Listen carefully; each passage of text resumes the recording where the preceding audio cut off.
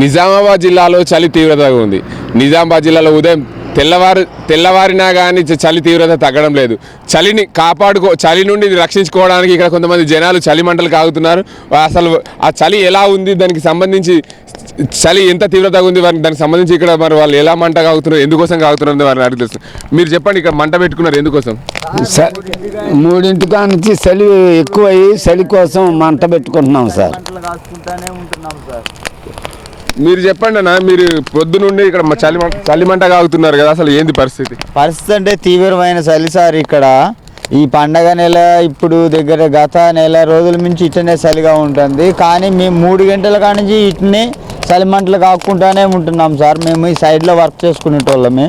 అది సార్ పరిస్థితి. మీరు పొద్దున్నే లేస్తారు కదా, చలి మరి ఎలా తట్టుకుంటారు? మంచి తీవ్రంగా ఉంటుంది సార్ చలి. 2-3 దుప్పట్లు కప్పుకున్నా చలి తగ్గటం లేదు. ఇట్నే మంటలు కాసుకుంటా ఇట్లనే ఉంటున్నాం సార్.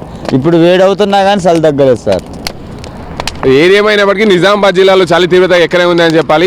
ఈ చలి మంటలు ఉదయం 3 గంటల నుండి కూడా మేము పని చేస్తున్నాం, సైడ్లో వర్క్ చేస్తున్నాం. ఈ చలి మంటలు కాకుండా చలిలో పని చేస్తూ తప్పడం లేదు. ఏది ఏమైనా ఈ నిజామాబాద్ జిల్లాలో పూర్తిగా చలి గత నెల నుండి కూడా చలి తీవ్రత ఎక్కువగానే ఉంది అని చెప్పాలి.